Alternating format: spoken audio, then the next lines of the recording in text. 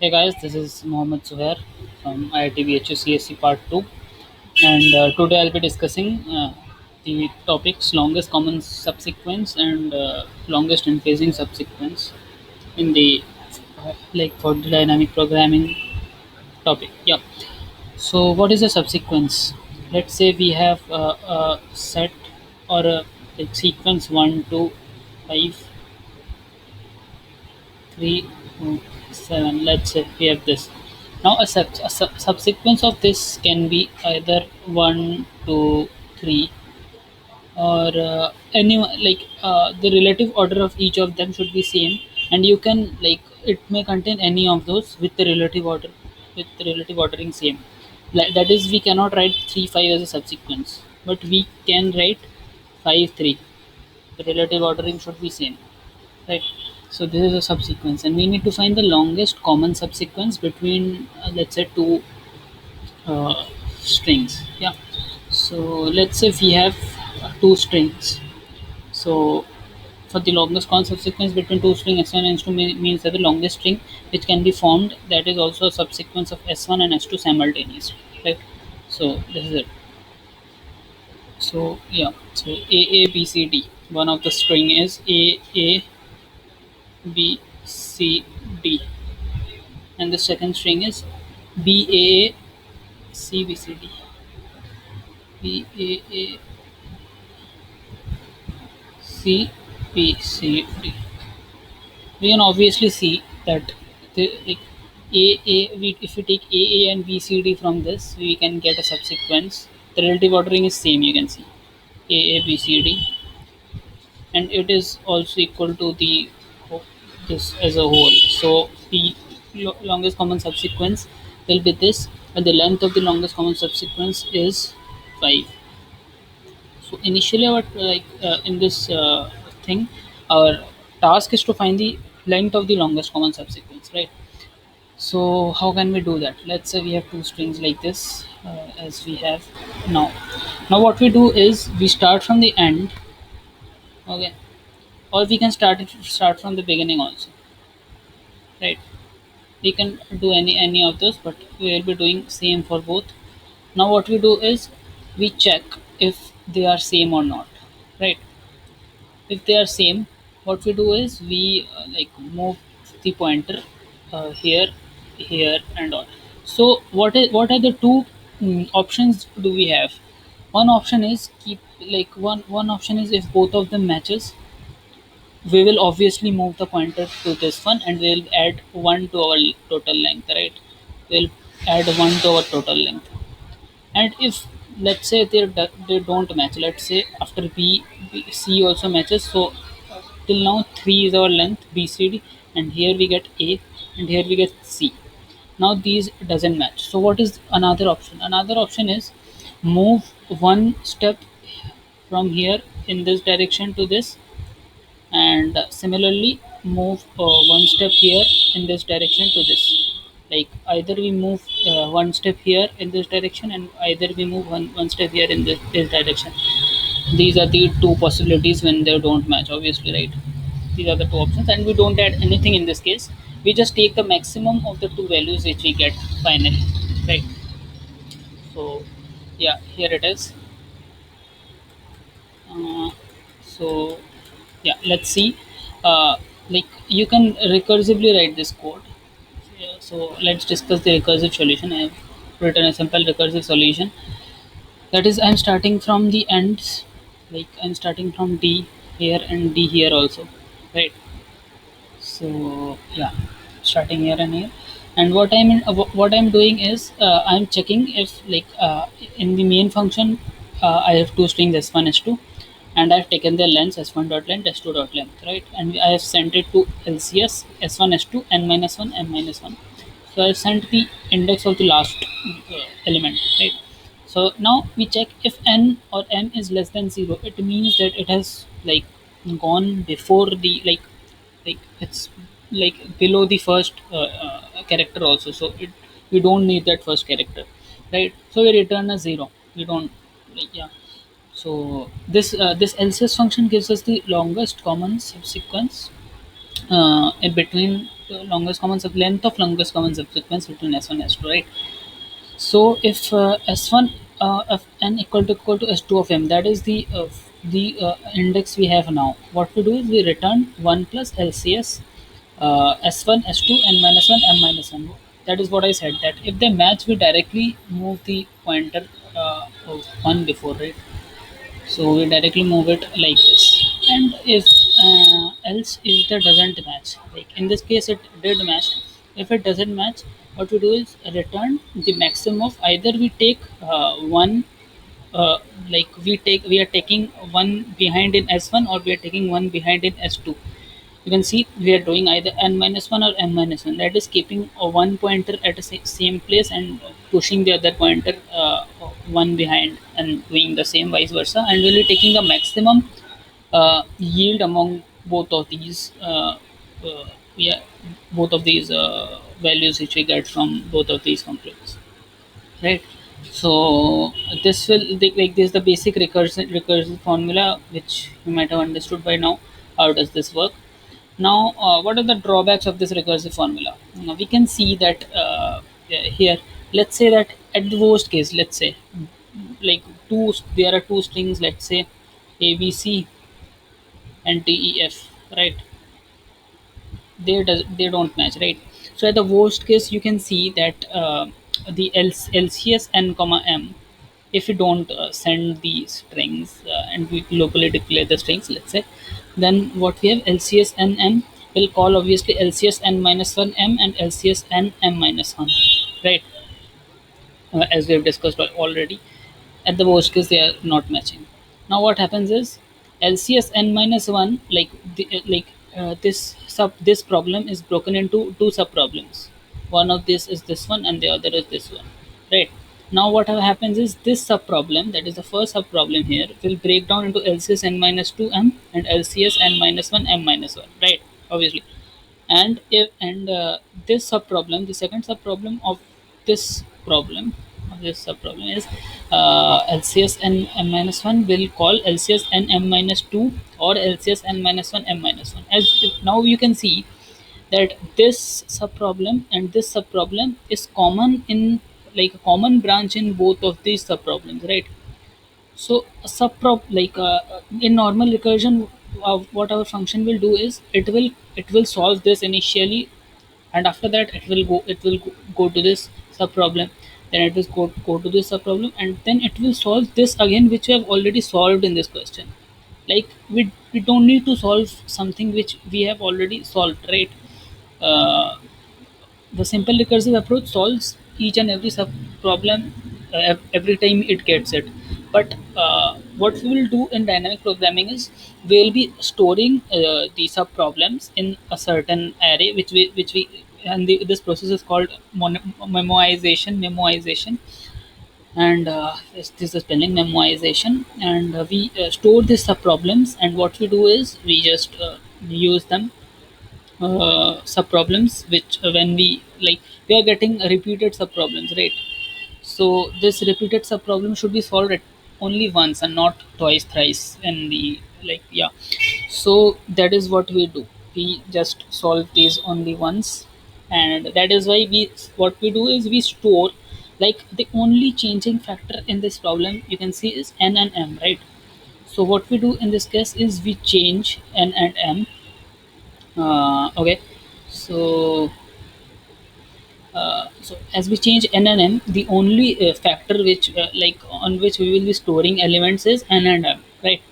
So here what we will do is we will be maintaining a integer array l m m. Okay, and this will store the longest common subsequence for the function. Like when we send n m, it will be like it will return the value of l. Like when we send L and M, it will return the uh, uh, this answer for this question, right? So yeah. So similarly, if n less than zero, n less than zero will return zero normally. Yeah, there is no common subsequence or a common subsequence of length zero is present over there, right? And what we do here is we initialize this LMM with a value minus 1. Minus 1 is a value which a subsequence, so longest common subsequence cannot have, right?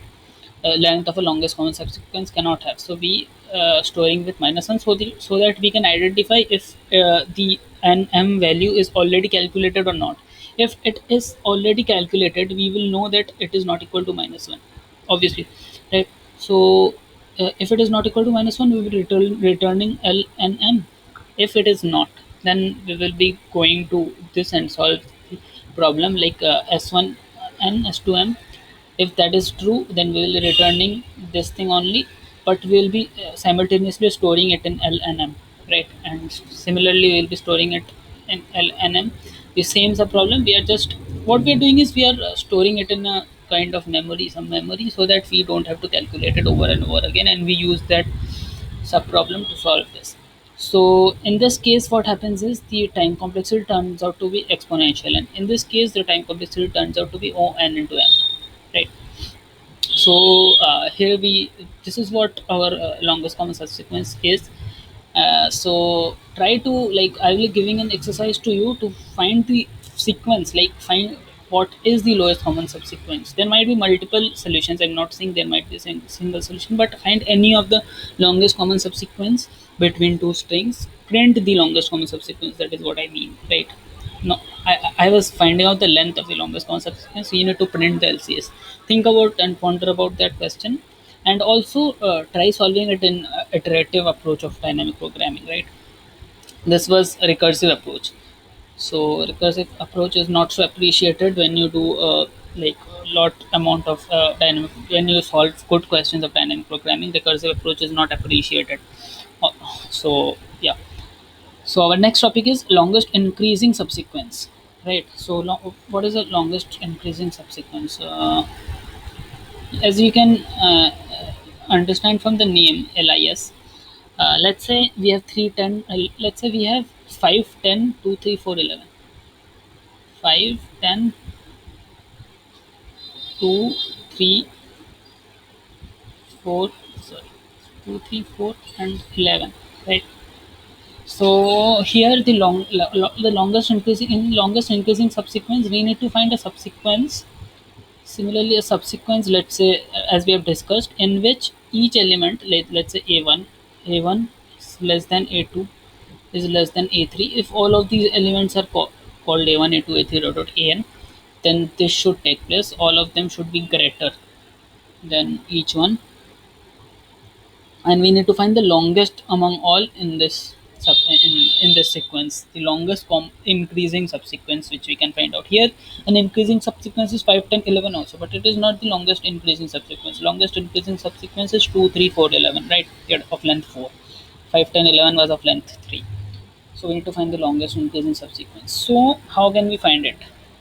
uh, you can see that if we find the longest common subsequence, we know that every element, if we take a single element, we know that longest increasing subsequence, it is a longest increasing subsequence of length 1, right? So this is one thing. Another thing is, if you want to find the longest increasing subsequence for, let's say, 2, right?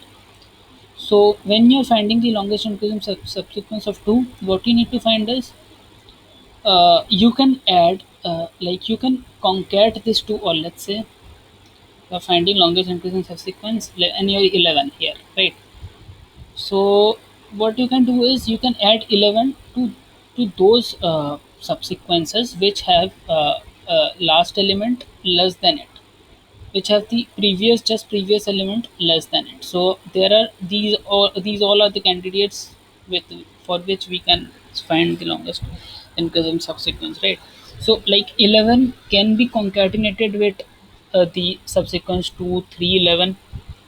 Let's, right, after 2, 3 we can add 11, or either after 2, 3, 4 we can add 11, or either after 10 we can add 11. So you can see, sorry, after either after 10 you can add 11. So these are all the possibilities in which 11 can be added, right? So we need to find the maximum value of the longest increasing subsequence which is found till now. and we will be adding it to that one, right? So what we do is simply is we like till now, like at which point we are checking if we are at 11, right? So we need to find the element which is like if there is 12 right over here, we cannot add, like we cannot add 12 11, it won't be increasing subsequence, right? So we'll be checking two conditions. One of them is first condition we will not be checking, we'll be iterating from, let's say if this position is I, so we'll be iterating from 0 to I minus 1, both inclusive, right? We'll be iterating from 0 to I minus 1 and we'll be checking all the values, right? And after, on checking, what we will be seeing is if 11 is greater than or greater, only greater than, because let's you can we have seen that it is strictly greater than sign. So we'll be checking 11 is, if 11 is greater than 4, find out the maximum maximum length of subsequence, maximum length of increasing subsequence which ends at 4. If you stop at 3, find the length of the maximum increasing subsequence which ends at 3, and plus 1 we will do. So I have a kind of told you how the recursive formula works for this li. Let's say if li is our function which stores the, like li stores the maximum increasing subsequence in the prefix 0 to I, right? You get it? So L of I stores the maximum value of the longest increasing subsequence in the prefix 0 to I. So Li is equal to maximum like maximum of Lj.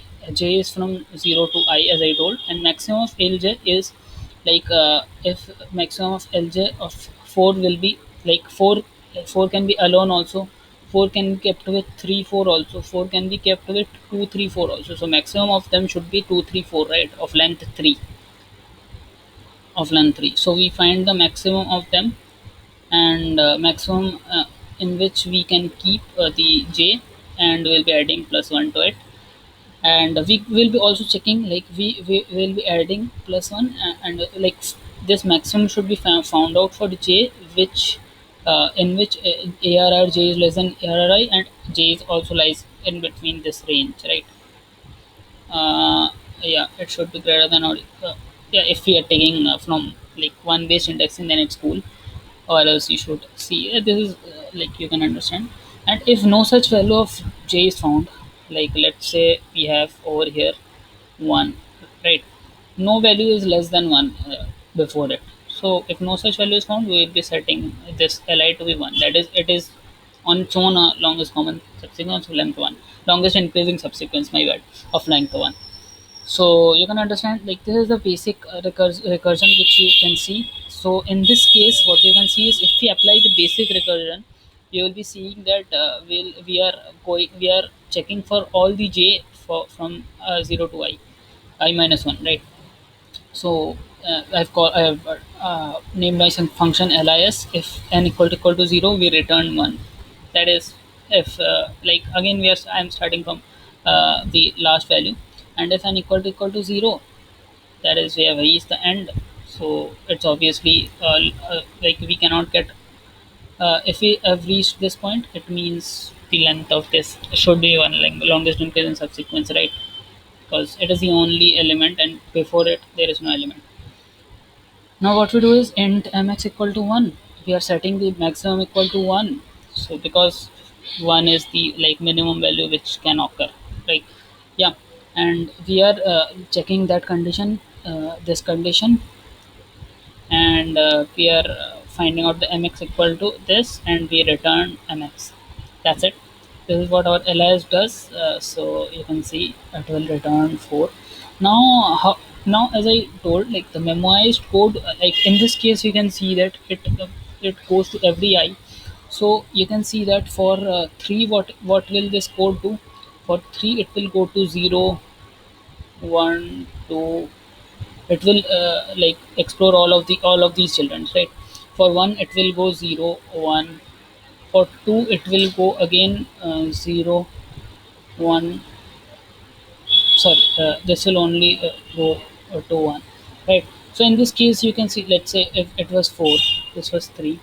So this will go to 2, 1, 0. You can understand, right? Ki this this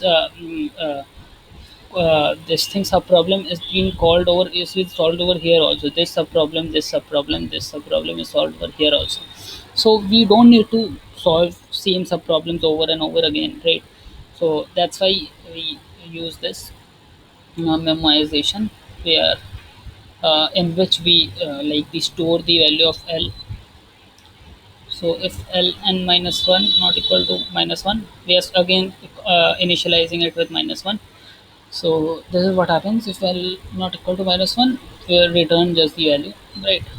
Else what happens is we again do the maximum stuff what we do, which we do, and we just return Ln minus 1 with equal to mx, right? That's it.